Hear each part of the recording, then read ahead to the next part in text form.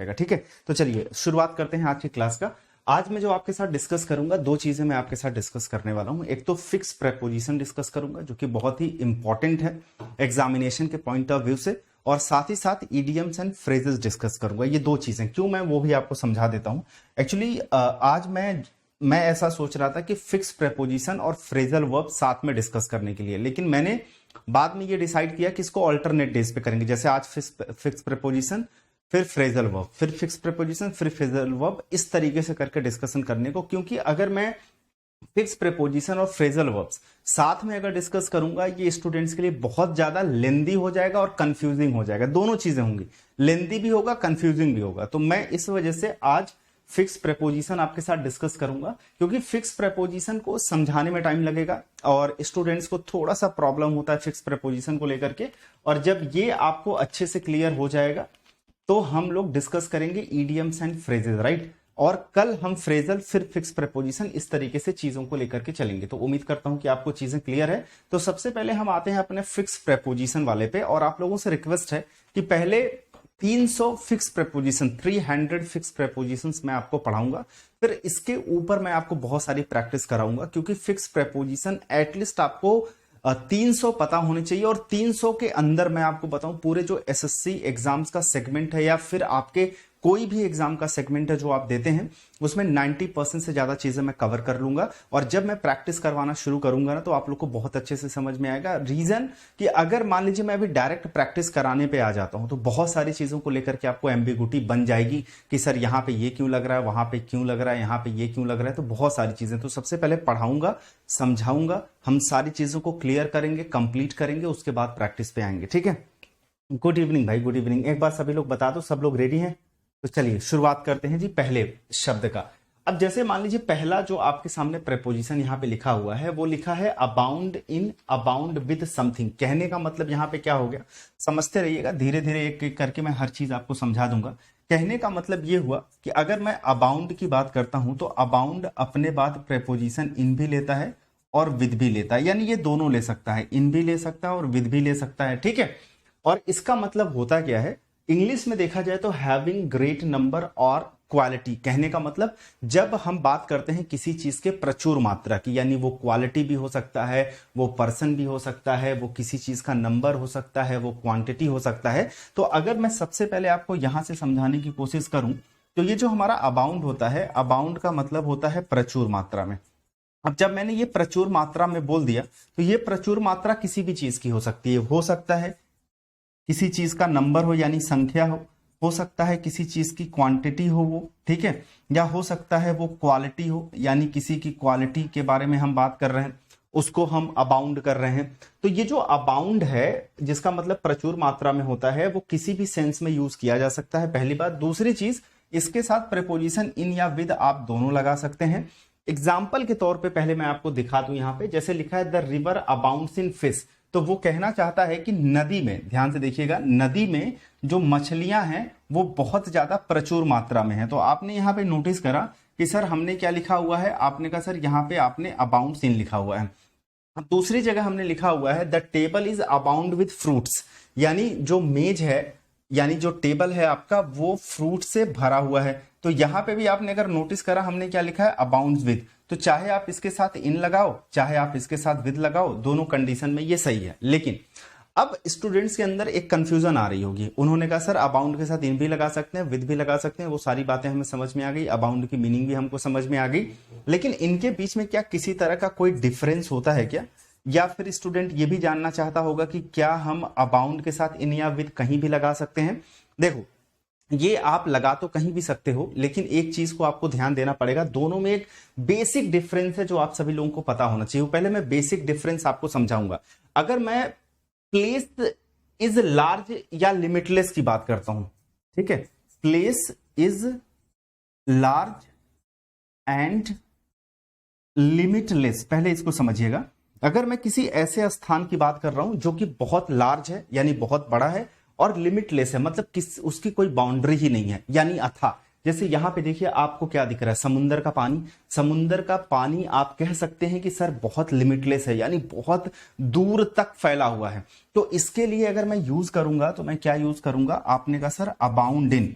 अगर हमें ये बात करनी हो कि कोई चीज अपनी मात्रा में या अपनी क्वालिटी में या अपने नंबर, अपनी संख्या में लिमिटलेस है, बहुत बड़ा है, बहुत लार्ज है, अगर उस सेंस में बात करना अबाउंड इन। लेकिन अगर मैं बात करता हूं कि place is narrow and enclosed, place is narrow and enclosed. अब नैरो एंड इनक्लोज्ड का मतलब क्या हो गया, उसी का अपोजिट। यहां पे हम लोग बात कर रहे हैं लार्ज।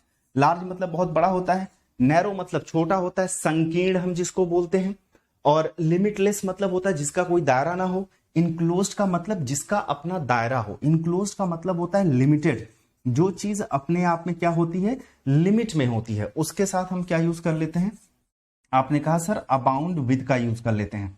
अब जरा यहां इस बात को थोड़ा सा अगर गौर आप करोगे तो दोनों सेंटेंसेस के अंदर मैंने यहां अबाउंड विद लिखा था, यहां अबाउंड इन लिखा था, क्योंकि मैं यहां बात कर रहा था नदी की। तो नदी ऑब्वियस सी बात है काफी बड़ी होती है, ठीक है। अब मैं नदी में फिश की बात कर रहा हूं, तो नदी बहुत लंबी होती है, बड़ी होती है। जैसे गंगा रिवर का आप एग्जाम्पल ले लो, काफी बड़ी नदी है और वहां पे मछलियां भी बहुत ज्यादा होती होंगी, तो हमने इन लगा दिया। लेकिन अगर मैं यहां पे बात कर रहा था टेबल की, तो आपको पता है जैसे ये एक टेबल है और इस टेबल पे कुछ फ्रूट्स आपने यहाँ पे रखे हैं, ठीक है। तो अब इसका दायरा जरा ध्यान से देखिए, बहुत बड़ा नहीं है। टेबल का दायरा बहुत बड़ा नहीं होता, वो एक लिमिटेड क्राइटेरिया उसका होता है, तो जिसकी वजह से हमने यहाँ पे अबाउंड विद लिख दिया। अब दो एग्जाम्पल से थोड़ा सा और समझा देता हूं आपको, देखिए दोनों बातें क्लियर हो जाएंगी, ठीक है। जैसे मान लीजिए मैं लिखूं the sea is abound in water. अगर मैं आपसे ये पूछूं कि अगर मैं इसी एग्जाम्पल को ऐसे लिखूं, यहां लिख देता हूं द सी इज अबाउंड, अब यहां पे मैं वाटर लिख दिया। अब अगर मैं आपसे पूछूं कि यहां पे क्या होना चाहिए, अबाउंड इन या अबाउंड विद होना चाहिए, अब आप देखो क्या बोलोगे मेरे से कि सर देखो यहां पे आपने सी लिखा हुआ है, सी का मतलब तो समुद्र हो गया, समुद्र में तो अथाह पानी होता है, तो यहां पे मुझे लिखना चाहिए विद या इन। आपने कहा विद नहीं लिखोगे, क्योंकि विद तो हम तब लिखते हैं जब चीजें थोड़ी लिमिटेड हो हमारे पास, लेकिन यहां तो लिमिटलेस पानी है, इन हो गया, ठीक है। लेकिन अगर इसी चीज को सोचिए आपने ऐसे लिखा होता कि सपोज करिए अगर यहीं पे लेक होता या कोई मतलब जैसे हम झील बोलते हैं या कोई भी चीज, तो उसके लिए हम लोग लिख देते, जैसे यही सपोज करिए हम टैंक लिख देते हैं, द टैंक इज, अब यहां पे मैंने लिखा अबाउंड। अब यहां अगर मैं आपसे पूछता क्या होना चाहिए, तो यहां पे देखो ध्यान से देखना आप सभी लोग, क्या लिखा हुआ है, आपने कहा सर यहां पे तो टैंक लिखा हुआ है। अब सी देखो टैंक देखो, दोनों ध्यान से, टैंक तो इतना ही बड़ा होता है, छोटा सा होता है, ठीक है। तो इसके लिए विद आप जरूर लिख लो, लेकिन इसके लिए इन लिखो। पहले बताओ मुझे आप लोग ये बात दोनों समझे, मतलब दोनों में क्या डिफरेंस है, कहां पे विद लिख पाओगे, कहां पे इन लिख पाओगे। अगर कभी इस तरह का डिफरेंस आपके एग्जामिनेशन के अंदर आता है तो क्या आप उसको क्लैरिफाई कर पाओगे। एक बार जल्दी से सभी लोग कमेंट करना, फिर मैं बताता हूं आगे की चीजें, ठीक है, कैसे करनी है। चलो फटाफट एक बार भाई कमेंट कर दो, क्योंकि देखो जहां पे चीजें समझाने वाली होगी वहां पे समझाना पड़ेगा, जहां पे हम सीधे सीधे बढ़ सकते हैं वहां पे बढ़ना पड़ेगा, ठीक है। लेकिन ये मुझे ऐसा लगता था पर्सनली कि इसके साथ इन भी लग सकता है, इसके साथ विद भी लग सकता है, इसकी मीनिंग वगैरह हमने समझा दी, प्रेपोजिशन क्लियर हो गया, लेकिन दोनों के बीच में मुझे लग रहा था कि डिफरेंस समझाना बहुत जरूरी था, तो इस वजह से ये चीज मैंने क्लियर करी है। तो थोड़ा सा टाइम टेकिंग रहेगा ये, इस बात को ध्यान रखिएगा, और उम्मीद करता हूं कि आप बोर नहीं होंगे अगर आप सीखने आए हुए हैं तो। चलो एक बार भाई जल्दी जल्दी सभी लोग कमेंट करो, तो यहां तक कोई डाउट नहीं है तो फिर आगे बढ़ते हैं। क्लियर है सबको, चलिए आगे आगे चलते हैं। अब देखिए अगर आगे बढ़ते हैं तो दूसरे पे हमारे सामने आता है एब्जॉल्व के साथ फ्रॉम। पहले तो ये ध्यान से देखिएगा, ये जो शब्द आपके सामने लिखा हुआ दैट इज एब्जॉल्व। एब्जॉल्व मतलब होता है किसी को फ्री कर देना, ठीक है, फ्री फ्रॉम समथिंग, यानी आप ऐसे कह सकते हो फ्री फ्रॉम समथिंग, किसी को किसी चीज से आजाद कर देना, एक तरीके से रिहा कर देना। अब जैसे बात आती है किसी को आजाद करने की या किसी भी इंसान को रिहा करने की, तो रिहा जरूरी नहीं कि वो जेल से हो, जेल से भी लोग रिहा होते हैं। लेकिन जैसे मान लीजिए आपने कोई पाप किया है या आपने कोई गलती करी है, तो आप उसके गिल्ट में रहते हैं, तो कुछ समय के बाद आप जब उसका प्रायश्चित कर लेते हैं तो आप अपने गिल्ट से क्या होते हैं, फ्री हो जाते हैं। इंसान कभी कभी जो अपना वादा लिया रहता है, तो अपने वादे से फ्री हो जाना, अपनी ड्यूटी से फ्री हो जाना, अपनी लायबिलिटी से फ्री हो जाना, अपनी रिस्पॉन्सिबिलिटी से फ्री हो जाना। तो कहने का मतलब एब्जॉल्व मतलब होता है फ्री फ्रॉम समथिंग, आजाद हो जाना। आजाद चाहे वो आप हो जाएं किसी गिल्ट से, चाहे किसी वादे से, चाहे किसी ड्यूटी से, या फिर रिस्पॉन्सिबिलिटी से, ठीक है, या फिर किसी लाइबिलिटी से, या फिर मान लीजिए आप जेल से ही आजाद हो गए, ठीक है, प्रिजन से, सबके लिए एब्सॉल्व वर्ड यूज हो सकता है। और एब्सॉल्व के साथ जो हम यूज करते हैं वो फ्रॉम शब्द का, फ्रॉम प्रेपोजिशन का यूज करते हैं, और कभी कभी हम लोग ऑफ का भी प्रयोग करते हैं। जैसे मैं आपको समझाऊं, इस पिक्चर को अगर आप ध्यान से देखेंगे तो ये एक व्यक्ति है, आपने देखा होगा ये हाथों में हथकड़ी लगी है, लेकिन हथकड़ी बीच से टूट गई है, मतलब ये अब फ्री हो चुका है, यानी ये आजाद हो चुका है, ठीक है। ये आजाद जाहिर सी बात है जेल से हुआ है, लेकिन आजाद अब किसी भी चीज से हो जाए उसके लिए हम एब्सॉल्व फ्रॉम का यूज करते हैं। जैसे यहाँ पे अगर देखेंगे तो कोर्ट लिखा है, जो कि अपने आप में सब्जेक्ट है, हैज एब्सॉल्व्ड, कोर्ट ने एब्सॉल्व कर दिया यानी रिहा कर दिया। हिंदी में लिखना चाहें तो आप यहाँ लिख दीजिए रिहा करना, ठीक है। किसको रिहा करा? उसको रिहा करा, किससे? क्राइम से, ठीक है, उसको क्राइम से रिहा कर दिया। अब यहाँ पे देखो फ्रॉम द, अगर मैं लिखना चाहता तो मैं यहाँ पे जेल भी लिख सकता था, और अगर मैं लिखना चाहता तो मैं यहाँ पे मिस्टेक भी लिख सकता था, ठीक है। मिस्टेक हो गया, क्राइम हो गया, जेल हो गया, ये सारी चीजें आप लिख सकते हैं, ठीक है। या मान लीजिए यहाँ पे हम रिस्पॉन्सिबिलिटी भी लिख सकते थे, या ड्यूटी भी लिख सकते थे, आप कुछ भी लिख सकते हो। जैसे अगला देखिएगा, अब यहाँ पे प्रीस्ट लिखा हुआ हमने, सब्जेक्ट है, ये एब्सॉल्व्ड हिम फ्रॉम ऑफ या ऑल हिज सिंस, ठीक है। तो यहां पे कोई पादरी था, उस पादरी ने इस वाले व्यक्ति को क्या करा? रिहा कर दिया। किस चीज से? उसके सारे पापों से। तो यहां सिन का मतलब क्या होता है? पाप। तो ध्यान रखिएगा, एब्सॉल्व अपने साथ फ्रॉम भी ले सकता है, एब्सॉल्व अपने साथ ऑफ ले सकता है। अब आप सोचोगे क्या सर ऐसी कोई कंडीशन है कि जहां पे फ्रॉम ले, जहां पे ऑफ ले? ऐसा देखिए कोई कंडीशन नहीं है, आप फ्रॉम भी लगा सकते हो, आप ऑफ भी लगा सकते हैं। यूजुअली अगर एसएससी के रेफरेंस में मैं देखूं, जो आपके कॉम्पिटिटिव एग्जामिनेशन में ज्यादा पूछा जाता है, वो पूछा जाता यही है। लेकिन अगर मैं आपको बताऊं कि क्या ऑफ लगाने से चीजें गलत हो जाएंगी, तो ऑफ लगाने से गलत नहीं होंगी, इस बात को भी ध्यान रखिएगा, ठीक है। अगला देखिएगा, यहाँ पे एब्सॉर्ब इन लिखा हुआ है। अब पहले मेरी बात को ध्यान से आप लोग समझ लीजिएगा, इसको मैं आपको बाद में समझाऊंगा, पहले एक छोटी सी चीज समझिएगा। जैसे एक शब्द होता है एब्सॉर्ब, ठीक है। अब एब्सॉर्ब आपने पढ़ा होगा, एब्सॉर्ब का मतलब होता है सोकअप। सोकअप का मतलब होता है किसी चीज को एक तरीके से कह सकते हैं सोखना, ठीक है। किसी चीज को क्या करना? सोखना। वो क्या चीज हो सकती है? जैसे वो आपकी एनर्जी हो सकती है, वो क्या हो सकता है? वो लिक्विड भी हो सकता है। तो कोई भी एनर्जी हो गया, लिक्विड हो गया, किसी चीज को सोख करना, किसी चीज को सोखना, ग्रहण करना, वो क्या होता है? आपका एब्सॉर्ब होता है। अब जैसे मान लो मैं कहूं प्लांट्स, जो प्लांट्स होते हैं वो क्या करते हैं? एब्सॉर्ब करते हैं कार्बन डाइऑक्साइड, ठीक है। अब यहां पे अगर आप देखोगे मैंने प्लांट्स लिखा है, उसके बाद मैंने एब्सॉर्ब लिखा है, तो मैं ये कहना चाहता हूं कि जो हमारे पेड़ पौधे प्लांट्स होते हैं वो एब्सॉर्ब करते हैं। किस चीज को एब्सॉर्ब करते हैं? आपने कहा सर कार्बन डाइऑक्साइड को एब्सॉर्ब करते हैं। लेकिन जब मैं ये जो एब्सॉर्ब शब्द है, अगर इसी के साथ अगर मैं इन लगा दूं, गौर से सुनना मेरी बात को, अगर इसी एब्सॉर्ब के साथ मैं इन लगा दूं तो इसका मतलब होता है इंगेज होना। इसका मतलब क्या होता है? इसका मतलब होता है इंगेज होना। इंगेज होने का मतलब किसी चीज में इन्वॉल्व होना। इन्वॉल्व होने का मतलब किसी चीज में बिजी होना, यानी व्यस्त होना।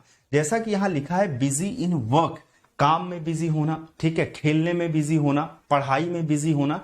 हमेशा ध्यान रखिएगा, इसमें अगर मैं बिजी इन वर्क लिखा है तो आपको ऐसा नहीं समझना है कि सिर्फ काम में बिजी होने के लिए इसका प्रयोग करते हैं। आप काम के लिए कर सकते हैं, आप खेलने के लिए कर सकते हैं, आप पढ़ाई के लिए कर सकते हैं, यानी सिर्फ हमें यहां दिखाना है व्यस्तता को। और आपकी व्यस्तता किसी भी चीज में हो सकती है। जैसे यहां देखिए, to occupy oneself completely, यानी आप किसी चीज में पूर्ण रूप से क्या हो? व्यस्त हो। जैसे अगर आप इस लड़की को ध्यान से देख रहे होंगे, ये बिल्कुल बिजी है, इसके हाथों में देख रहे होंगे फाइल है, लैपटॉप है, घड़ी देख रही है, साथ में फोन पे बात कर रही है। तो इसको हम कह सकते हैं ये क्या है? आपने कहा सर ये कंप्लीटली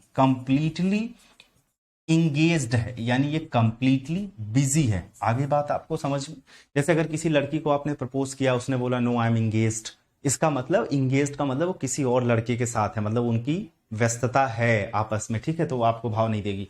तो जैसे यहां पे देखिए क्या लिखा था, ही इज कंप्लीटली एब्सॉर्ब्ड, हमने यहां पे लिखा इन हिज वर्क, वह व्यक्ति जो है अपने काम में पूर्ण रूप से व्यस्त है। तो एब्सॉर्ब इनका मतलब बिजी होता है, और अगर सिर्फ और सिर्फ मैं एब्जॉर्ब की बात करूंगा तो इसका मतलब सोक अप होता है। उम्मीद करता हूं भाई ये भी आप लोगों को समझ में आ गया होगा, ठीक है, इसमें भी कोई डाउट नहीं हो।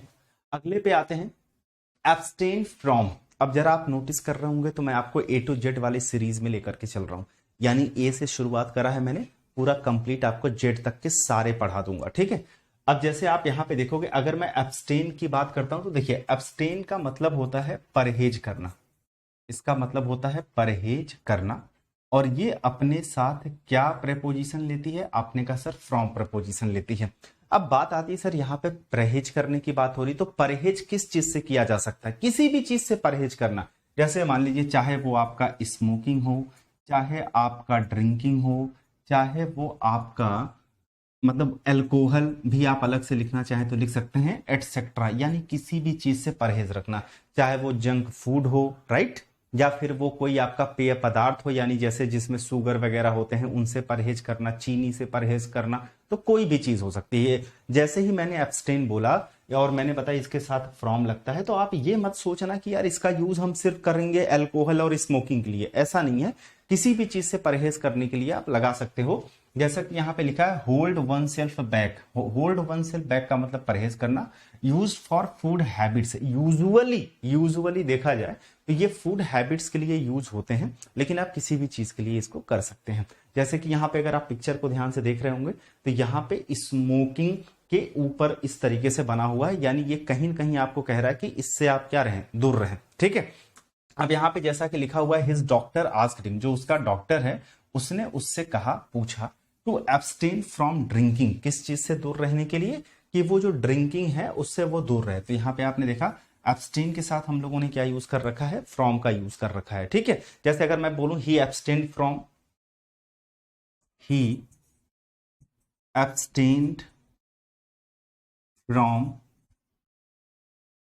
ड्रिंकिंग अल्कोहल, ठीक है, आप ऐसे भी लिख सकते हो। यहाँ पे एब्सटेन के साथ आपने देखा क्या यूज हमने किया, फ्रॉम का यूज किया, ठीक है। चल नेक्स्ट पे आते हैं भाई, अगला क्या है हमारे सामने, देखिए एब्स्टीमियस इन। एब्स्टीमियस इन पहले समझ लेना, आप पहले आप इस पिक्चर को ध्यान से देखो, सब कुछ छोड़ दो, ठीक है। इस पिक्चर को देखेंगे, एक लड़की बैठी है, बहुत ही खुश है, बहुत ही फिट है, लीन है, अच्छी भी लग रही है, खूबसूरत है, बाल से लेके चेहरा, चेहरा से लेकर के हर कुछ, ठीक है, उसका बढ़िया है। और उसके सामने जो रखा हुआ है वो भी आप देख रहे होंगे, कुछ हेल्दी सा ड्रिंक रखा हुआ है, राइट, क्योंकि कोई ऐसा पेय पदार्थ पीने के बाद कोई इंसान इतना खुश नहीं हो सकता, वो नशे में हो जाता है। बस मेरा ये कहने का मतलब है, जो ऐसे व्यक्ति हैं जो moderate in drinking and eating, जैसे कुछ लोग होते हैं जिनको चरने की आदत होती है, देते जाइए, खाते जाएंगे, चरते जाएंगे, फैल जाएंगे, ठीक है, उनकी तो बात अलग है। लेकिन हम बात यहाँ पे उसके अपोजिट कर रहे हैं, एक ऐसे व्यक्ति की जो बड़ा ज्यादा अपने डाइट को लेकर के कॉन्शियस होते हैं, और जो उनकी ड्रिंकिंग और ईटिंग होती है बहुत ही मॉडरेट लेवल की होती है। तो यहाँ पे देखिए कह रहा है कि आपसे कि दोज हु आर, यहाँ पे दोज हु आर, ऐसे व्यक्ति जो लोग abstemious in food habit enjoy good health, कहने का मतलब जिनकी फूड हैबिट क्या हो, आपने क्या एब्स्टीमियस हो, एब्स्टीमियस मतलब एक तरीके से मॉडरेट हो, अगर उनका एवरेज हो, यानी काम भर का सिर्फ खाते हो, तो वो एक अच्छी हेल्थ को इंजॉय करते हैं। तो अगर आप यहाँ पे नोटिस करेंगे तो इसके साथ जो हमने यूज करा है वो क्या यूज किया है, इनका यूज किया है, राइट। तो इस बात को ध्यान रखिएगा, जैसे मैंने कहा he is abstemious in eating and drinking, he is abstemious in eating and drinking. इसका मतलब ये हो गया कि वह जो व्यक्ति है ना, वो ईटिंग और ड्रिंकिंग में क्या है, एब्स्टीमियस है, यानी मॉडरेट है, कम खाता है, काम भर खाता है। अगला देखिएगा, यहां पे एक्सीड टू लिखा हुआ है, एक्सीड टू, एक्सीड के साथ हम क्या यूज करते हैं, आपने कहा सर टू का यूज करते हैं, इसका मतलब होता है सहमत होना, सहमत होना। अब जैसे मान लीजिए आप इस पिक्चर को अगर आप ध्यान से देखोगे, यहां पे आप देख रहे होंगे, यहाँ पे दो व्यक्ति हैं, यानी हो सकता है ये किसी कंट्री के प्राइम मिनिस्टर हो या कुछ भी हो, लेकिन वो आपस में देखिए हाथ भी मिला रहे हैं। इसका मतलब ये हो गया कि किसी चीज पे ये दोनों क्या हैं, अग्री हैं, ये अग्रीमेंट है, सहमति बन गई है इनकी किसी चीज पे। तो एक्सीड के साथ हम टू का यूज करते हैं और इसका मतलब होता है सहमत होना। किस चीज पे सहमत होना, जाहिर सी बात है भाई, आपने मुझे कोई रिक्वेस्ट करी, मैं उस रिक्वेस्ट से सहमत हो गया, आपने मेरे सामने कोई प्रपोजल दिया, मैं उस प्रपोजल से सहमत हो गया। तो किसी प्रपोजल या आप कह सकते हैं किसी रिक्वेस्ट से को ऊपर सहमत हो जाना, ठीक है। अब जैसे कि यहां पे लिखा है सी एक्सीडेड टू माई रिक्वेस्ट, यानी उसने मेरा जो रिक्वेस्ट था उस पर वो सहमत हो गई थी। तो एक्सीडेड के साथ हमने देखिए क्या लगा दिया, अपने का टू लगा दिया। अब जैसे फॉर एग्जाम्पल मैं बोलूं तो government acceded to their demands, the government exceeded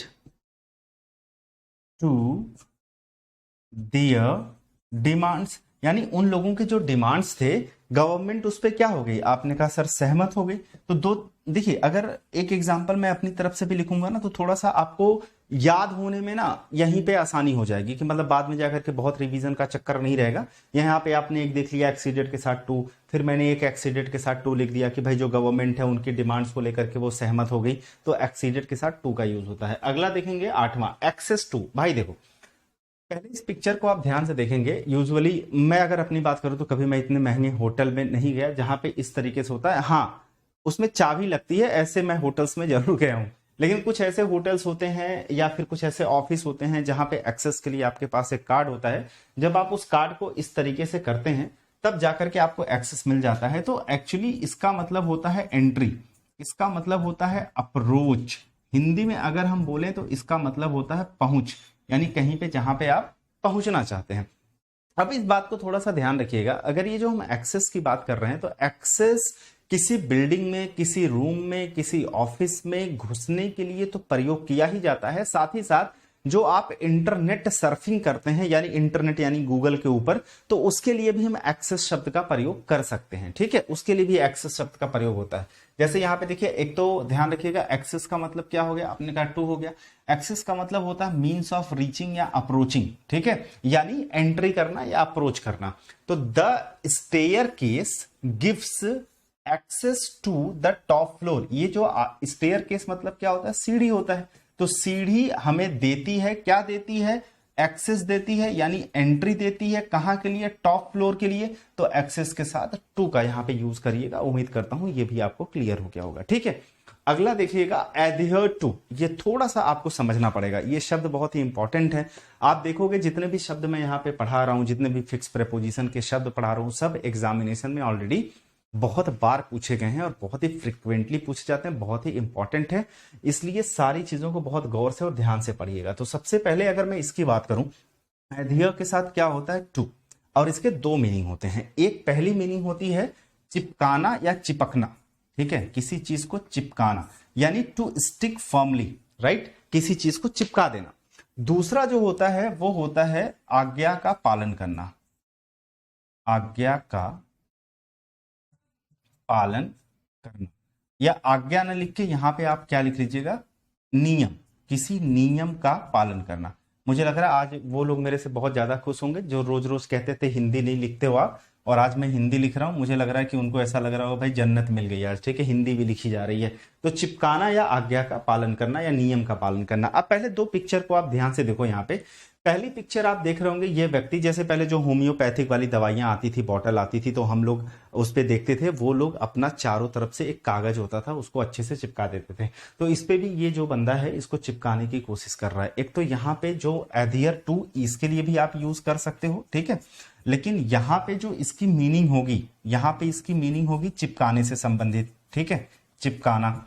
लेकिन यहाँ पे जरा देखोगे, एडहियर टू का मतलब क्या हो गया, रूल को फॉलो करना, ठीक है, टू फॉलो, या you can say to obey rule, ये चीज होगा। यहाँ पे देखिए प्रॉपर ट्रैफिक पुलिस खड़ा हुआ है, वहां पे गाड़ी खड़ी हुई है, बच्चे जो है वो जेब्रा क्रॉसिंग को पार कर रहे हैं या उस पर्टिकुलर चौराहे को पार कर रहे हैं। तो जब किसी फिक्स प्रीपोजिशन को इतना टाइम लेके समझाया जाता है ना, तो वहीं पे कोई भी स्टूडेंट हो उसको अब तक तो याद ही हो गया होगा कि सर इसके साथ टू लगता है और इसकी दो मीनिंग होती हैं। जैसा पहला यहाँ पे लिखा हुआ है, this stamp will not adhere to the envelope, कह रहा है कि ये जो स्टैंप है, ये एनवलप का मतलब क्या होता है, लिफाफा होता है, वह लिफाफे पर नहीं चिपकेगा।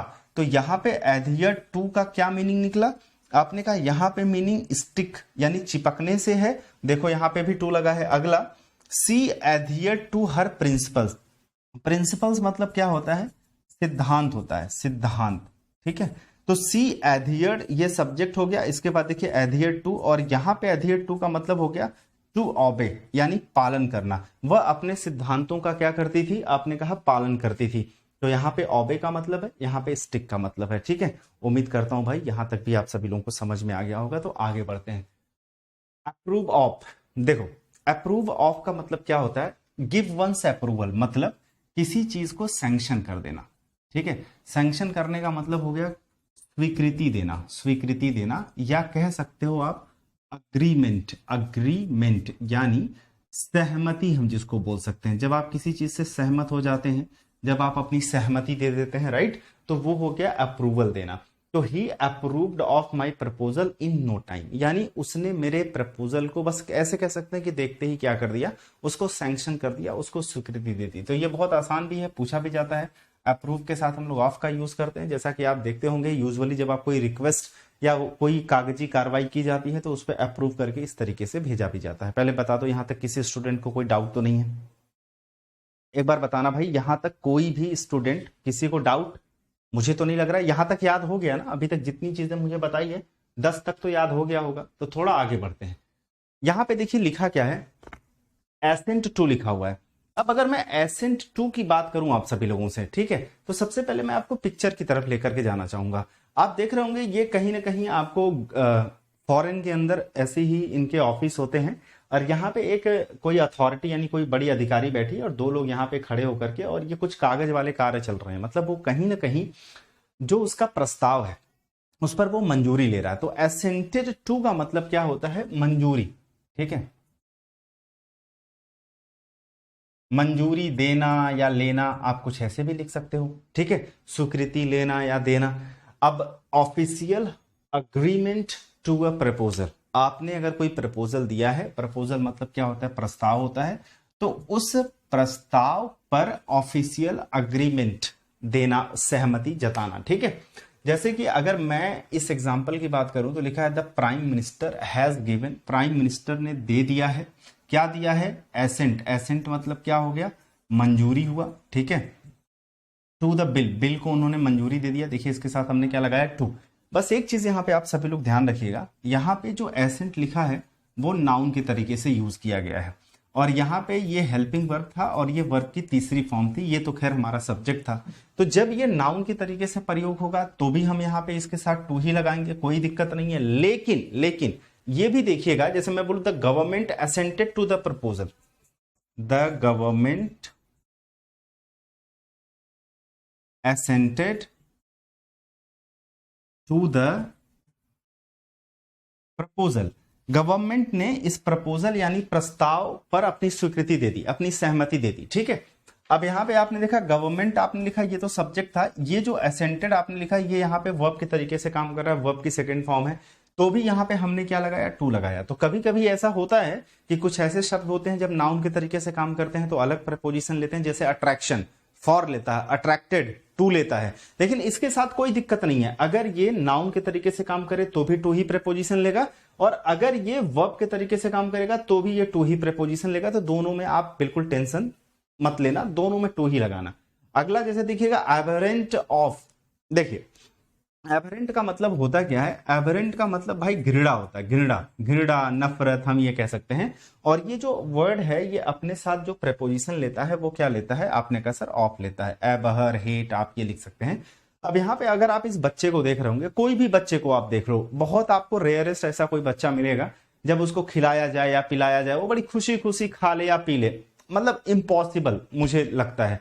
उनको जैसे खेलने के लिए दे दो तो बड़े खुश रहेंगे, लेकिन अगर कुछ खिलाओ देखो ऐसे ही मुंह बनाएंगे, तो इनको खाने से कहीं ना कहीं नफरत होती है, घृणा होती है, पसंद नहीं करते हैं बार बार खाना या दूध पीना। ठीक है, तो जैसा कि यहाँ पे आते हैं, जैसा लिखा है she is aberrant of the dowry system. Dowry system मतलब क्या हो गया, इसका मतलब दहेज प्रथा होता है। ठीक है, तो वो कहना चाहता है कि सी इज एबरेंट, उसको दहेज प्रथा से क्या है, घृणा है यानी नफरत है। तो इसके साथ हमने ऑफ लगा दिया। जैसे मैंने कहा fighting was aberrant of him, fighting was aberrant of him, कहने का मतलब यह हुआ कि जो फाइटिंग थी यानी लड़ाई झगड़ा था वह उसके लिए मतलब घृणित था, मतलब वो पसंद नहीं करता था। तो बस इस बात को आप ध्यान रखना मेरे भाई, ये जो एवरेंट है ना, ये अपने बात कौन सा प्रीपोजिशन लेगा, आपने कहा सर ऑफ लेगा। अगला देखिएगा 13 number, acquaint with. Acquaint with का मतलब क्या होता है, परिचित होना, ठीक है। वेल इंट्रोड्यूस्ड हम बोल सकते हैं। जैसे आप इस पिक्चर को ध्यान से देखेंगे, ये लड़का है, ये लड़की है, या आदमी औरत जो भी कह लीजिए, ये दोनों बड़ी खुशी खुशी मिल रहे हैं, हाथ मिला रहे हैं, दोनों मुस्कुरा रहे हैं। तो कहीं ना कहीं ये दोनों एक दूसरे को जानते होंगे, ठीक है। यानी ये दोनों क्या होंगे, आपने कहा सर वेल इंट्रोड्यूस्ड होंगे, या हम कह सकते हैं ये दोनों आपस में क्या होंगे, फैमिलियर होंगे, या हम हिंदी में बोलें तो हम कह सकते हैं ये दोनों क्या होंगे, आपने कहा सर परिचित होंगे। तो यहाँ पे आपने देखा ये जो एक्वेंट शब्द है, इसका मीनिंग भी हमें समझ में आ गया, और यहाँ पे मीनिंग के साथ साथ आपको ये भी चीज समझ में आई कि इसके साथ जो प्रेपोजिशन होगा वो हम क्या यूज करेंगे, विद का यूज करेंगे। जैसा कि यहाँ पे लिखा हुआ है, he is not acquainted with this lady, वह जो है इस लेडी से परिचित नहीं है। तो एक्वेंटेड मतलब तो हमें समझ में आ गया परिचित, और इसके साथ जो प्रेपोजिशन आपने यूज किया वो क्या यूज किया, विद। जैसे he was acquainted with mayor, मैंने कहा he was acquainted with mayor, वह मेयर से परिचित था। तो यहां पे भी देखिए हमने एक्वेंटेड के साथ विधि लिखा हुआ है, तो कहीं भी लिखेंगे एक्वेंटेड के साथ विधि आपको लिखना पड़ेगा, और इसका मतलब परिचित होता है। अगला देखिएगा अडिक्टेड टू। अब देखो एडिक्शन क्या होता है, एडिक्शन होता है किसी चीज की लत लगना, लत लगना, ठीक है। जैसे देखो एक चीज बताता हूं, जैसे आपका ये एडिक्टेड टू है ना, एडिक्टेड टू, आगे सब कुछ आपको मिलेगा, addicted to, given to, taken to, hours to, pay attention to, with a view to, looking forward to, looking forward to, ठीक है। और एक चीज और लिखना चाहें तो लिख सकते हैं कमिटेड टू, जगह नहीं है, खैर आगे अभी धीरे धीरे सब कुछ आएगा, धीरे धीरे आप पढ़ा दूंगा मैं। ये एडिक्टेड टू हो गया ना, addicted to, given to, pay attention to, hours to, taken to, with a view to, looking forward to, in सबको ध्यान रखिएगा, इनके साथ टू ही आता है। और एक बहुत इंपॉर्टेंट बात बताना चाहूंगा, खैर आप तो फिक्स प्रीपोजिशन पढ़ रहे हैं, लेकिन अगर मैं ग्रामर के पर्सपेक्टिव से एक बार इसको आपको दिखाने की कोशिश करूं तो मेरे भाई हमेशा ध्यान रखना, इनके बाद या तो कोई नाउन आएगा, अगर नाउन नहीं आता है, अगर कोई वर्ब आती है तो हमेशा आईएनजी फॉर्म में लिखना, हमेशा जिरंड फॉर्म में लिखना, ठीक है। ये आपको ग्रामर में पढ़ाया गया है, लेकिन फिर भी मैं एक बार अपनी तरफ से बता देता हूं क्योंकि ये मोस्ट इंपॉर्टेंट है। जैसे आई एम लुकिंग फॉर, ठीक है, तो ये तो लुकिंग फॉर हो गया, लेकिन अगर मैं बोलूं he is looking forward to, तो इसके बाद आईएनजी फॉर्म लगेगा, ठीक है। दे पे अटेंशन टू, ठीक है, दे पे नो अटेंशन टू साउटिंग, तो यहां पे पे अटेंशन टू के बाद साउटिंग, ही इज कहा गया, विद व्यू टू ना, विद अ व्यू टू, तो with a view to insulting him, तो जैसे विद अ व्यू टू हमने लिखा तो इसके बाद जेरंड फॉर्म लिखना पड़ेगा, with a view to insulting, तो इसको ध्यान रखिएगा। तो एडिक्टेड टू मतलब होता है किसी चीज की लत लगना, physically and mentally dependent on a particular substance, मतलब ये हो गया जब इंसान शारीरिक रूप से या मानसिक रूप से, चाहे वो कोई भी चीज हो गया, वो बहुत लोगों को देखो लत लग जाती है, स्मोकिंग की लत लग जाती है, कुछ लोगों को भाई अल्कोहल की लत लग जाती है, कुछ लोगों को ड्रग्स हो गए उनकी लत लग जाती है, कुछ लोगों को अलग अलग तरीके की लत होती है जो यहाँ बताई नहीं जा सकती। तो मतलब लत किसी चीज का, सी इज एडिक्टेड टू अल्कोहल, तो एडिक्टेड के साथ क्या लिखिएगा, टू लिखिएगा, ठीक। अगला देखिएगा अस्योर, इसमें कोई पिक्चर लगाने की जरूरत नहीं क्योंकि अस्योर का सबको मतलब पता है। अस्योर का मतलब होता है सुनिश्चित होना, ठीक है, किसी चीज को लेके क्या होना, सुनिश्चित होना, ठीक है। अब इसको इंग्लिश में अगर आप देखोगे तो भाई इसका मतलब होता है पॉजिटिव अबाउट समथिंग, अगर आप किसी चीज को लेकर के बिल्कुल अस्योर हैं यानी सुनिश्चित हैं तो उसके बारे में आप बिल्कुल पॉजिटिव हैं, आप होपफुल हैं, राइट। जैसे यहाँ लिखा she is assured of his help in need, वह क्या है, सुनिश्चित है, ठीक है।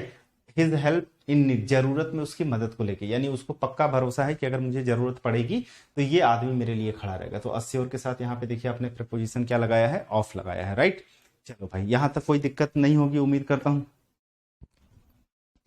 अगला देखिएगा अटेन टू लिखा हुआ है। अब अगर मैं अटेन टू की बात करूं तो पहले इसको समझिएगा आप सभी लोग, ठीक है। दोनों तीनों बातें मैं आपको समझाऊंगा। यहाँ पे पहली बात तो ये अटेन जो लिखा है, अटेन का मतलब होता है प्राप्त करना, प्राप्त करना, जिसे हम लोग बोल सकते हैं ऑब्टेन। ऑब्टेन होता है, या जिसे हम लोग एक्वायर बोलते हैं। तो एक्वायर ऑब्टेन इसका मतलब होता है प्राप्त करना, राइट।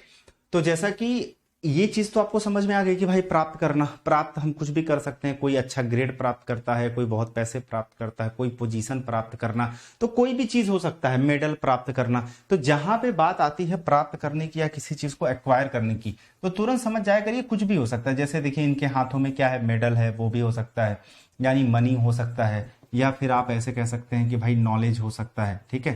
तो नॉलेज हो गया, मनी हो गया, मेडल हो गया, कोई भी चीज, एनीथिंग एनीथिंग, ठीक है, किसी चीज को प्राप्त करना। तो इसके साथ हम टू। और एक चीज ये भी ध्यान देना है कि अराइव एट अ पोजीशन या पोस्ट, जब आप किसी पोस्ट पे या पोजीशन पे पहुंच जाते हैं, तो कहीं ना कहीं हम किसी पोजीशन को या पोस्ट को क्या करते हैं, प्राप्त ही तो करते हैं। पहुंचने का मतलब क्या हुआ, प्राप्त करना ही तो होता है। अब अगर आप किसी भी एग्जामिनेशन की तैयारी कर रहे हैं, जब वो आपको पोस्ट पर आप पहुंच जाओगे, उस पोस्ट पर पहुंचने का मतलब उस पोस्ट को आपने क्या कर लिया, प्राप्त कर लिया। आगे बात समझ में। अब यहां पे जैसे लिखा है कि he attend to his status after hard struggle, यानी उसने अटेन्ड टू यानी प्राप्त कर लिया था अपने स्टेटस को आफ्टर हार्ड स्ट्रगल, बहुत कठिन मेहनत करने के बाद। जैसे यहां पे लिखा हुआ है this trees attain to remarkable height. अब जरा गौर करिएगा, ये सब जो पेड़ हैं, कह रहा है कि वो प्राप्त करते हैं अपनी एक अच्छी खासी हाइट को, रिमार्केबल हाइट को, ठीक है। तो अटेन टू का मतलब ही होता है प्राप्त करना। जैसे अगर ये जब बढ़ना शुरू होते हैं तो ये बहुत बड़े होते हैं, इनकी जो लंबाई होती है बहुत बड़ी होती है, ये बहुत ऊंचाई प्राप्त करते हैं। और यहाँ पे जैसा कि पिक्चर से आप इसको क्लियर कर सकते हैं, इन्होंने मेडल को क्या करा है, प्राप्त करा है, यानी अटेन टू, राइट। अगला देखिएगा, अट्रैक्शन फॉर। हाँ, इसको थोड़ा सा मैं आपको समझाता हूं। देखिए, अगर मैं अट्रैक्शन की बात करूं आप सभी लोगों से, तो अट्रैक्शन के साथ आप फॉर लगा सकते हो, ठीक है। और ये जो अट्रैक्टेड लिखा हुआ है, इस अट्रैक्टेड के साथ आप टू लगाओगे। लेकिन आप जरा गौर करेंगे आप सभी लोग ना, कि ये अट्रैक्शन के बाद हम किसी पर्सन की ही बात करते हैं या थिंग की। अट्रैक्शन चाहे हमें किसी व्यक्ति के भी प्रति हो सकता है, किसी वस्तु के भी प्रति हो सकता है, ठीक है। यहां पे भी आपने अट्रैक्टेड ही लिखा है, तो अट्रैक्शन हमारा किसी व्यक्ति या किसी वस्तु के प्रति हो सकता है। बस आपको ध्यान यहाँ पे क्या देना है, ये जो देखिए आपने अट्रैक्शन लिखा है मेरे भाई, ये अगर मैं बात करूं तो इसका पार्ट्स ऑफ स्पीच नाउन है। अगर मैं अट्रैक्टेड की बात करूं तो इसका पार्ट्स ऑफ स्पीच वर्ब की थर्ड फॉर्म है, ठीक है। यानी ये वर्ब हम कह सकते हैं। तो जब, बस इतना ध्यान रखिएगा, अगर अट्रैक्शन रहेगा यानी नाउन के तरीके से काम करेगा, तो इसके बाद हम फॉर लगाएंगे। और अगर अट्रैक्टेड यानी वर्ब के तरीके से ये काम कर रहा है, तो इसके साथ हम क्या लगाएंगे, टू लगाएंगे। जैसा कि यहाँ पे लिखा आई हैव एन अट्रैक्शन, तो हमें पता है ये सब्जेक्ट हो गया, ये वर्ब हो गई, ये अट्रैक्शन हमारा नाउन है, क्योंकि उसके पहले आपने ये आर्टिकल लगाया हुआ है, और ये नाउन है, तो नाउन के बाद देखिए आपने क्या लगाया, यहाँ पे आपने कहा सर फॉर लगा दिया। लेकिन यही दूसरा वाला देखेंगे, आई एम अट्रैक्टेड। अब यहाँ पे ये सब्जेक्ट है, ये हमारी हेल्पिंग वर्ब है, और ये अट्रैक्टेड वर्ब की थर्ड फॉर्म है। ये वर्ब की थर्ड फॉर्म जरूर है, लेकिन एक्चुअली में ये काम कर रहा है किसके तरीके से, एडजेक्टिव के तरीके से, that is past participle adjective. क्योंकि आई एम अट्रैक्टेड, क्योंकि ये आई के लिए वर्ब की तीसरी फॉर्म लगी हुई है, तो ये जब किसी नाउन या प्रनाउन को हम डिफाइन करते हैं तो वो हमारा एडजेक्टिव होता है, राइट। जैसे हमने बोला कि ही इज टैलेंटेड, तो ये कोई पैसिव वॉइस नहीं है कि ये वर्ब के तरीके से काम कर रही है, ये कोई एक्शन नहीं है।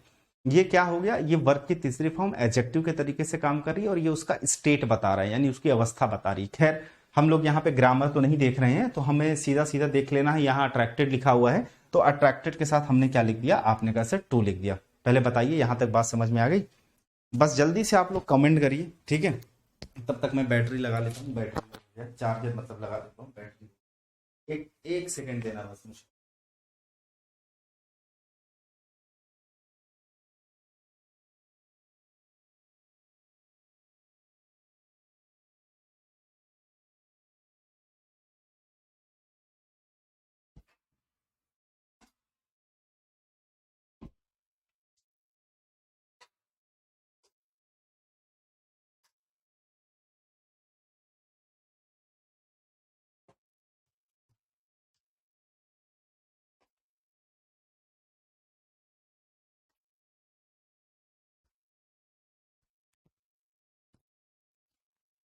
चलो जी, आगे बढ़ते हैं। तो यहाँ पे आपने दोनों बातों को समझ लिया, और देखो ये पिक्चर जो मैंने लगाया था, इस पिक्चर से आप देख सकते हो ये कितना अट्रैक्टिव है, ठीक है।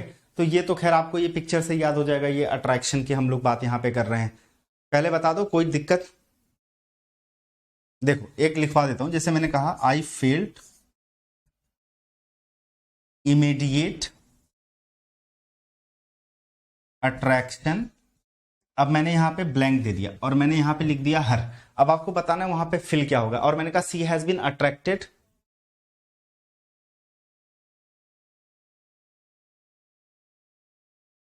सी हैज बीन अट्रैक्टेड, और यहां मैंने क्या लिख दिया, आपने कहा सर फैशन।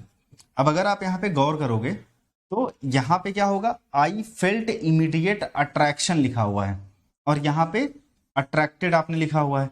तो अट्रैक्शन के बाद क्या हो जाएगा, आपने कहा फॉर, अट्रैक्टेड के बाद क्या हो जाएगा, आपने कहा टू। दिख नहीं रहा है क्या, यहाँ पे कलर चेंज कर देते हैं, यहां पे फॉर हो जाएगा और यहां पे टू हो जाएगा। समझ गए? चलो अगला देखते हैं। Avail of, take advantage of. देखो अवेल ऑफ का मतलब क्या होता है, किसी चीज का फायदा उठाना, एक तरीके से कह सकते हैं। मतलब कोई अपॉर्चुनिटी है उसका फायदा उठाना, जिसको हम लोग क्या बोलते हैं, एडवांटेज। ठीक है, इसको बस एडवांटेज या क्या लिख सकते हैं, बेनिफिशियल लिख सकते हैं। बेनिफिशियल यानी उपयोगी होना, एडवांटेज, हेल्पफुल।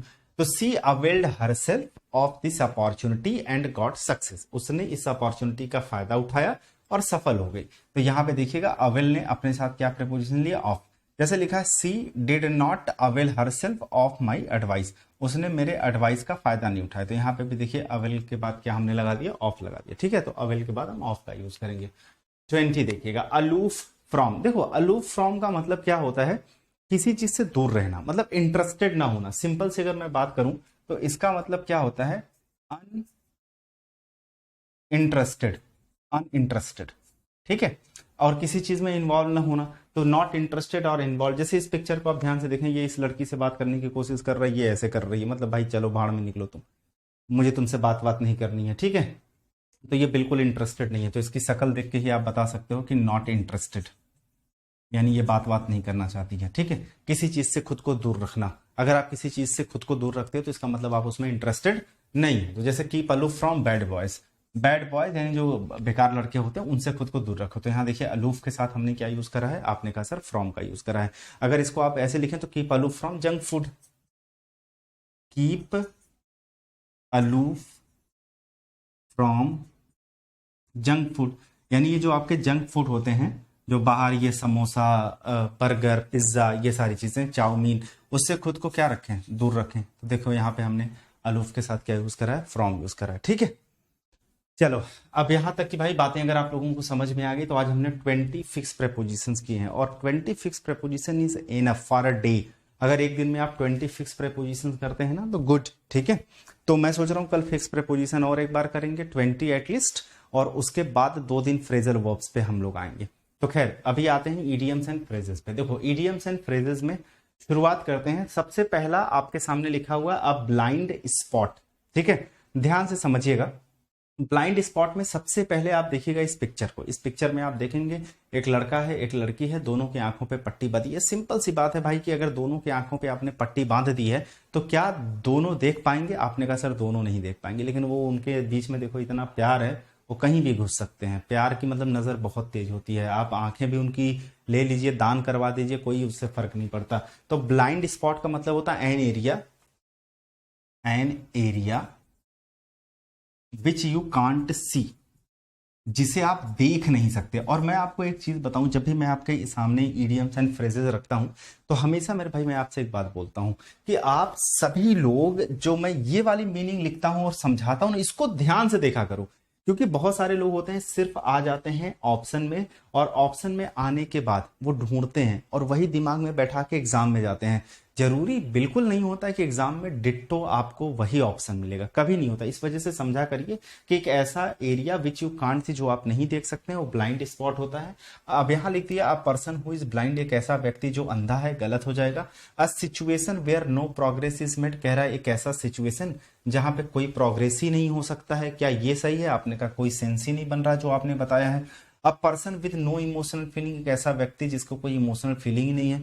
यहां पे लिखा an area in you range of vision that you can't see properly. तो आप देख रहे होंगे सर जो चीज आपने बताई है वही चीज कहीं ना कहीं यहाँ पे रिलेटेबल है। तो एग्जामिनेशन के अंदर चाहे ऐसे पूछे चाहे ऐसे पूछे, वो आपका आंसर हो जाएगा, D is the correct answer. ठीक है, अगला देखिएगा, get down to brass tacks. आप कहोगे सर इसका मतलब क्या है? यहाँ पे आप इस लड़के और लड़की को अगर आप ध्यान से देखें तो कहीं ना कहीं जो एक्सप्रेशन होता है इंसान का बहुत सारी चीजें बयां कर देता है। इन दोनों के एक्सप्रेशन से और बात करने के लहजे से ऐसा लग रहा है कि ये किसी इंपॉर्टेंट चीज के बारे में डिस्कस कर रहे हैं। ठीक है, तो ना तो ये एक दूसरे के ऊपर चिल्ला रहे हैं, झल्ला रहे हैं, ना झगड़ा कर रहे हैं, ना भाई मुस्कुरा रहे हैं कि बड़ी रोमांटिक बातें चल रही है। दोनों कहीं ना कहीं एक सीरियस टॉक कर रहे हैं किसी चीज के बारे में। तो get down to brass tacks का मतलब होता है to start talking about the most important thing, to start talking about the most important thing और you can say fact। जब आप किसी बहुत ही इंपॉर्टेंट चीज या इंपॉर्टेंट फैक्ट के बारे में बात करते हैं उसे get down to brass tacks बोलते हैं। अब जरा गौर से देखेंगे, यहां लिखा है कंप्रोमाइज कोऑपरेशन बिटवीन पीपल, यानी लोगों के बीच में समझौता करना या कोऑपरेशन करना। इसका कोई मतलब नहीं रहा। To become serious about something, किसी चीज के बारे में सीरियस होना, गंभीर होना। Get fired from the job, नौकरी से निकाल दिए जाना, कोई सेंस नहीं बना। टू बी रेडी यानी तैयार होना। अगर आप इस दूसरे वाले को देखें और जो मीनिंग मैंने आपको बताई है आप इसको रिलेट करोगे तो आपको समझ में आएगा कि to become serious about something, किसी चीज के बारे में गंभीर होना। और जब हम किसी चीज के बारे में गंभीर होते हैं तो हम भाई कह सकते हैं कि to start talking about the most important, यहां लिखा भी है, मैंने मेंशन किया है, द मोस्ट इंपॉर्टेंट थिंग और you can say the most important fact.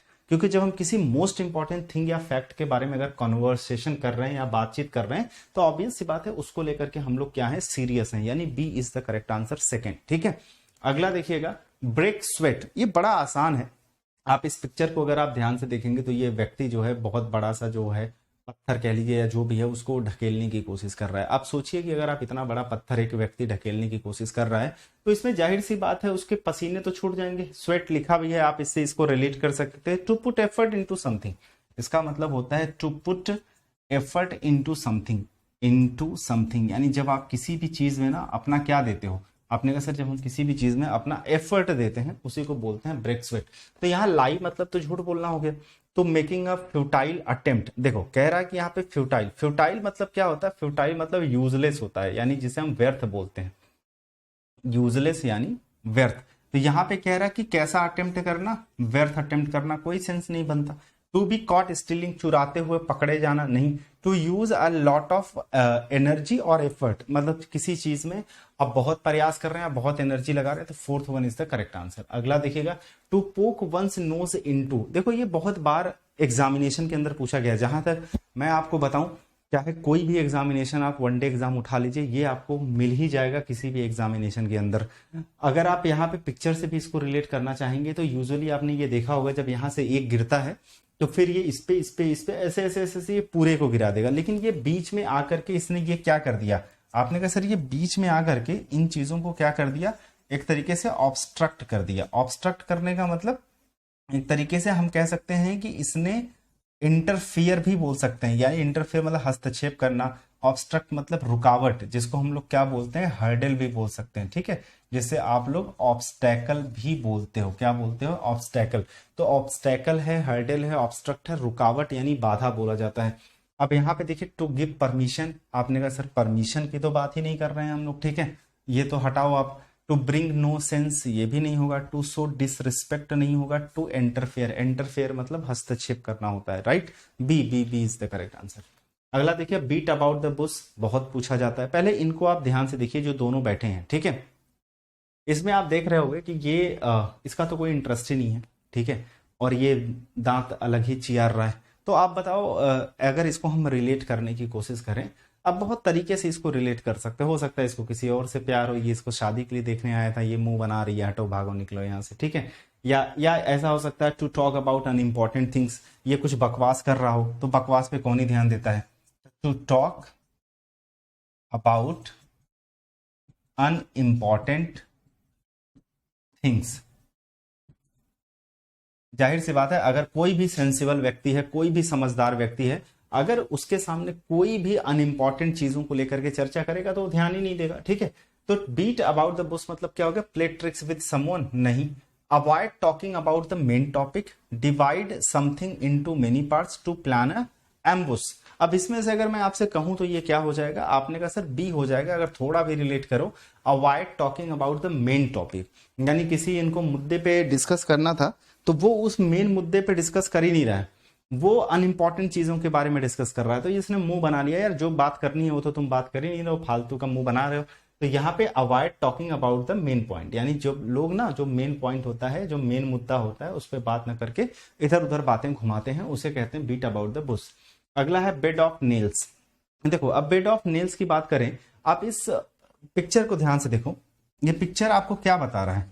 आपने कहा सर ये पिक्चर बता रहा है situation of suffering, a situation of suffering, यानी जब हम दुख में होते हैं, या हम कह सकते हैं जब हम पेन में होते हैं, तो इस तरीके से लोग उदास हो जाते हैं। मतलब यूजुअली होता क्या है कि बहुत सारे स्टूडेंट हैं जो लंबे समय से तैयारी कर रहे होते हैं, जॉब नहीं हो रहा है, पैसा नहीं आ रहा है, या कोई भी हो अपनी जिंदगी में अगर किसी चीज को लेकर के लंबे समय से एफर्ट कर रहा है, चीजें नहीं बन रही है, तो निराश हो जाता है, उदास हो जाता है इस तरीके से, ठीक है। तो बड़ा दुख होता है, तकलीफ होता है, तो इस तरीके से आपको देखने को लोगों की स्थिति मिलती है। तो अब बेड ऑफ नेल्स का मतलब हो गया a person with no moral ethics, क्या रहा, एक ऐसा व्यक्ति जिसका कोई मोरल एथिक्स ही ना हो। Moral is related to what, नैतिकता, ठीक है, इससे तो कोई लेना देना था ही नहीं।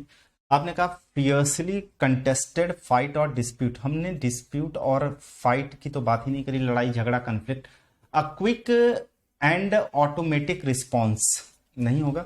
अ प्रॉब्लमेटिक और अनकंफर्टेबल सिचुएशन, एक ऐसी सिचुएशन जो प्रॉब्लमेटिक हो और अनकंफर्टेबल हो, या आप कह सकते हैं सिचुएशन ऑफ सफरिंग और पेन। यानी देखिए मैंने क्या लिखा है और इसने क्या लिखा है, बात वही लिखी है लेकिन घुमा के लिखा हुआ है, तो आपको इसी तरीके से चीजों को तैयार करना है। अब यहाँ पे अगला to have an itching palm. अब देखो इस लड़की को देखो, आपको तुरंत समझ में आ गया होगा।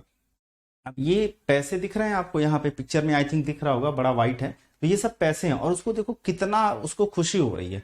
तो बहुत सारी लड़कियां आपको मिल जाएंगी जो कि मतलब पैसे की ही प्रेमी है। सबसे बड़ा एग्जाम्पल आप देख सकते हैं, चाहे सेलिब्रिटीज में देखें, चाहे आप अपने आम लोगों की दुनिया में देखें, ठीक है, हर जगह आपको मिल जाएंगे। अभी शिखर धवन इतना बड़ा क्रिकेटर था, उसकी वाइफ 2 बच्चों की माँ थी, उनको ऐसा प्रेम चढ़ा कि उनसे उन्होंने शादी कर ली। बाद में उसने 13 करोड़ का वो मांगा मुआवजा वगैरह, जो भी वो होता है कोर्ट वगैरह में, ठीक है। तो इसको क्या कह सकते हैं आप, ग्रीडी। ऐसे लोग क्या होते हैं, ग्रीडी होते हैं, लालची होते हैं। तो इनको हम बोल सकते हैं to have an itching palm, कहते हैं ना यार मेरी हथेली में वो हो रहा है, ठीक है, आज लगता है पैसे मिलने वाले हैं हमको, ठीक है, लालची लोग होते हैं। टू हैव अ मर्सी होगा नहीं, to have an urge to slap, to gain strength, to be greedy for money, जो पैसे के लालची होते हैं, तो उसको लिख लीजिएगा ग्रीडी, ठीक है। ब्राइब, कभी कभी अगर ग्रीडी ना करके ना ब्राइब आ जाए तो ध्यान रखिए, ब्राइब भी वही लोग लेते हैं ना, घूसखोरी, जो लोग लालची होते हैं। और कभी कभी ये शब्द भी देता है, दैट इज कोवेटस, एवरिसियस, ये सब देता है, इनका मतलब वही होता है, लालची होता है, ठीक है भाई। अगला देखो, to get on one's nerves. अब जरा इसको ध्यान से पिक्चर को एक बार देखिएगा आप सभी लोग, ये क्या करने की कोशिश कर रही है। अब जैसे अगर आप किसी के कानों में जाकर के चिल्लाएंगे, बकबकाएंगे, तो सामने वाले को आप मतलब एक तरीके से इरिटेट करने की कोशिश कर रहे हैं। ये इसको इरिटेट करने की कोशिश कर रही है, इसको अनॉय करने की कोशिश कर रही है, ठीक है, लेकिन वो शांत होकर के खड़ा है क्योंकि वो समझदार है। तो गेट ऑन वंस नर्व्स का मतलब ये हो गया किसी को इरिटेट करना, किसी को प्रोवोक करना।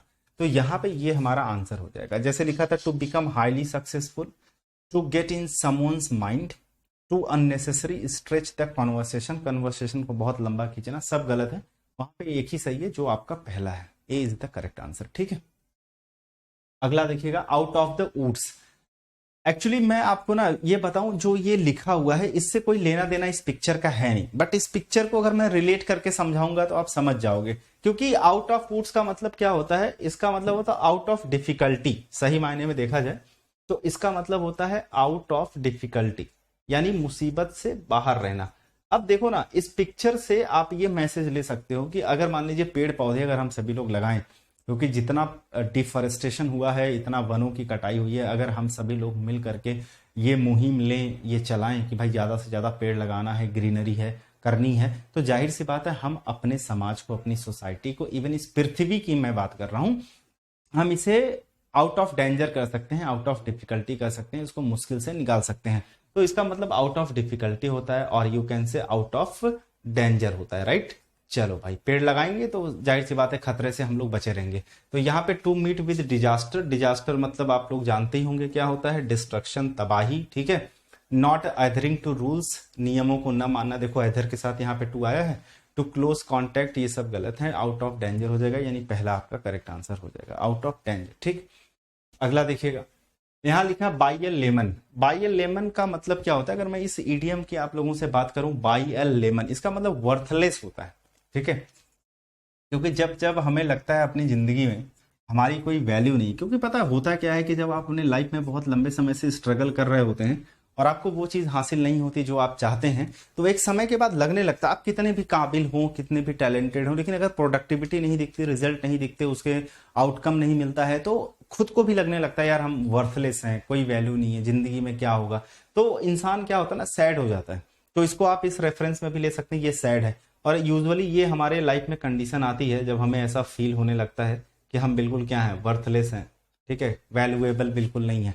तो इसका मतलब वर्थलेस या लेस वैल्यू होता है। तो to buy something that is worthless, to the ability to know what is happening, ये योग्यता रखना कि क्या हो रहा है, जानने की, गलत है। To not complain, wear fashionable clothing, ये हो जाएगा to buy something that is worthless, कुछ ऐसा खरीदना जिसकी कोई वैल्यू ना हो, ठीक है। तो आज के लिए हम लोग इतना ही रखेंगे, काफी है। हमने 1 घंटे की आज क्लास करी है, लेकिन इसके अंदर आपको 10 इडियम्स के साथ 20 फिक्स प्रेपोजिशंस बताए गए हैं, और उम्मीद करता हूं कि इनको आप नोट्स बनाओगे। ये देखो बहुत सारे स्टूडेंट्स ऐसे कामचोर हैं, वो मेरे से मैसेज ये करते हैं, और बहुत पिटूंगा अगर मतलब ऑफलाइन होता ना तो इनको कंटाप लगा दिया जाता। ये बोलते हैं मेरे से कि सर पीडीएफ को A4 साइज में दो। पागल इंसान, मतलब सर को चूस लो, खून पूरा, कुछ करना नहीं है इनको भाई, वीडियो मिल गई, सब मिल गया, बढ़िया। अब A4 दे दोगे ना तो हम प्रिंट निकाल के रख देंगे, सर नोट्स कौन बनाए। पागल इंसान, नोट्स कौन बनाए। मेरे अगर घर में आके देखोगे तो मिनी लाइब्रेरी मिलेगी, मैंने जितना कंटेंट है सब मैं खुद बनाता हूं, इतने पेजेस भरे पड़े, इतने पेजेस भरे पड़े। टीचर मेहनत, इनको देखो मेहनत नहीं करनी है भाई, जब लिखोगे देखोगे पीडीएफ मिलती है, उससे नोट्स बनाओ, खुद के हाथों से बनाओ। मेरी आदत है कि मुझे लिखने से चीजें याद होती हैं, तो कम से कम तुम लिखोगे, तुम्हारी नजरों में पड़ेगा, नोट्स बनाओगे, चीजें याद रहेंगी, अंडरलाइन करोगे सारी चीजों को, ठीक है। अब इसमें मैंने घींच पेंच करके रखा है, अब उसमें तुम भी कर लो, तो ये काम मत करो। तो कम से कम नोट्स बनाओ, मुझसे A4 की पीडीएफ ऐसे ही मिलेगी, ठीक है। अब A4 पीडीएफ कैसे होता है, मैं इतना टेक्निकल भी नहीं हूं कि मैं निकाल पाऊं। तो चलिए जी, उम्मीद करते हैं कि जो आज का सेशन रहा वो आपके लिए बहुत इंजॉयबल रहा होगा। आपने फिक्स प्रेपोजिशन जैसा जो हुआ है इसको भी मैंने आपको सिखाने में शायद मदद करी होगी, काफी हेल्पफुल रहा होगा ये आप सभी लोगों के लिए, ठीक है।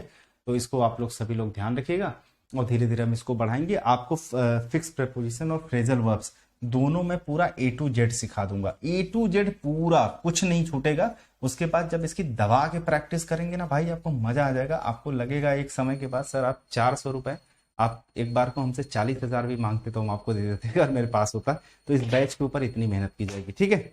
चलो भाई, लैपटॉप में लॉगिन कैसे करें, तुम अपना मुंह बेटा लैपटॉप में डालो और 4 बार घुमा दो, लॉगिन ना हो तो बताना। पागल इंसान, कितनी बार मैं टेलीग्राम पे बता चुका हूं, एक बार नहीं, मैं कम से कम